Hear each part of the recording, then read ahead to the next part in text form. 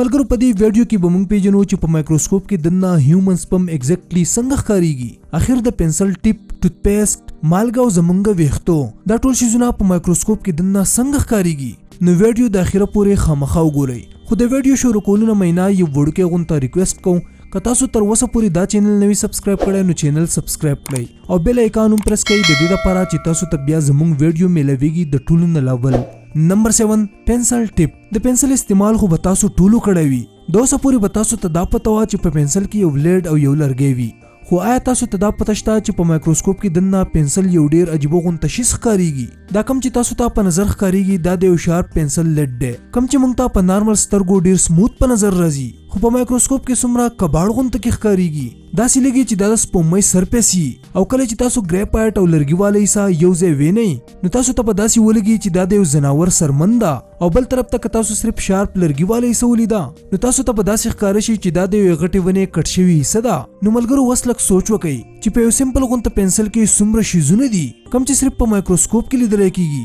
نمبر 6 ټوت پیسټ. تاسو به روزانه برش کوئ او د برش کولو دپاره به جدا جدا پیسټ هم استعمالوئ. خو آیا تاسو ته دا پته شته چې په مایکروسکوپ کې دننه ستاسو ټوت پیسټ څنګه ښکاریږي؟ نو راځئ چې وګورو. ملګرو کله چې تاسو ټوت پیسټ په مایکروسکوپ کې وینئ نو تاسو ته به داسې قسمه ویو په نظر راشي. دا کم بلو ډاټس چې تاسو ته ښکاریږي دا ډاټس په اصل کې ټوت پیسټ له د هغې کلر ورکوي او دا غټ غټ ډاټس مایکرو ایر ببلز دي.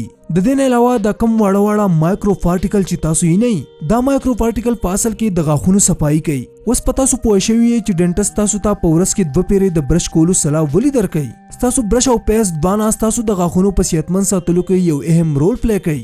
نمبر 5 هیومن سپم. آیا تاسو د سپم مایکروسکوپیک پکچر لیدلی دی؟ په دې تصویر کې چې دا واړه واړه د مایانو په شان تاسو ته په نظر راځي دا په اصل کې میل سپمز دي. په کم کې چې دننه د دویمې زندګۍ جوړولو طاقت وي دا سپم دغه شان ګرځي را ګرځي. په میلز کې دننه داسې بېشمار سپمز دي کم چې لګاتار داسې حرکت کوي او د نوې زندګۍ د جوړولو په کوشش کوي. نمبر 4 سالټ. هسې خو مالګه په لیدو کې د پاوډر په شان ښکاریږي، خو راځئ چې وګورو چې په مایکروسکوپ کې دننه مالګه څنګه ښکاریږي. وچکړه شوې مالګه په مایکروسکوپ کې دننه د پاوډر په شان ښکاریږي. بس د مالګې دانې تاسو ته صفا په نظر راځي، بلکې په مایکروسکوپ کې د لیدو نه تاسو دا کاونټ کولی هم شئ. تاسو که خبر شوئ نو حیران به پاتې شئ. کله چې په مالګې کې اوبه میلاو کړئ او دای په مایکروسکوپ کې ولیدو نو پته ولګېده چې د مالګې کرسټلز چمک کو او کمې اوبه چې په هغې کې مکس کړي وې هغه یې پرای شوې او په خپله تې مالګه جوړه شوه. نمبر 3 هیومن هیرز. آیا تاسو ته دا پته شته چې په مایکروسکوپ کې دننه د انسان ویښته څنګه ښکاریږي؟ ملګرو د انسان د ویښتو مایکروسکوپیک ویو به تاسو حیران پاتې کی. دا کم تصویر چې تاسو ته په نظر راځي دا د انسان د ویښتو مایکروسکوپیک ویو دی او کله چې تاسو دا نور هم زوم کوئ نو تاسو ته به داسې قسمه نظاره په نظر راشي. دا په لیدو کې د یو بوټي د زیلو په شان ښکاریږي او نور خو لا پرېږده کله چې تاسو په جدا جدا ریزولوشن باندې دا ویښته وینئ نو دا به تاسو ته د یو جولا د خپو په شان یا د یو انسیکټ د لیک په شان په نظر راشي. د دې نه علاوه په مایکروسکوپ کې به تاسو ته دا پته هم ولګي چې اخر ډیمیج ویښته څنګه ښکاریږي. کم ویښته چې د لپاسې نه تاسو ته ډیر ښه ښکاریږي هغه هم په اصل کې دننه ډیر ډیمیج وي. نمبر 2 سټرابري. سټرابري به ستاسو د ټولو ډیره خوښوي، خو سټرابري صرف په وینټر سیزن کې موندل کیږي. د دې لپاره به تاسو له د وینټر سیزن انتظار کول پکار وي. خو آیا تاسو ته دا پته شته چې په مایکروسکوپ کې دننه سټرابري په اصل کې ښکاریږي څنګه؟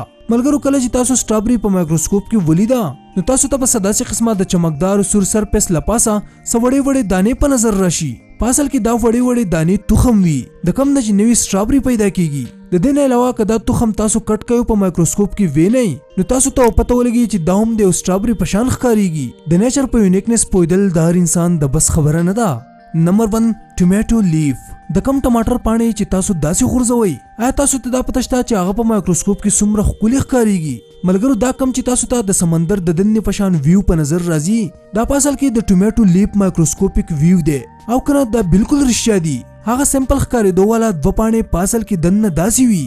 دا کم زیړ ابجیکټ چې تاسو ته په نظر راځي دې ته ټرایکومز ویل کیږي، کم چې ټماټر تریو او تریخ سمیل برقرار ساتي. په زیات غور باندې د لیدلو سره به دا تاسو ته د ډاینوسار د سکینز په شان په نظر راځي. خیر اوس خو تاسو ته پته ولګېده چې اخر د ټمیټو لیف کار څه وي. ملګرو که دا ویډیو ستاسو خوښ شوي نو ویډیو خامخا لایک کړئ، د خپلو ملګرو سره شیر هم کړئ او د داسې نورو انټرسټینګ ویډیوګانو کتلو دپاره دا چینل خامخا سبسکرایب کړئ. جزاک الله.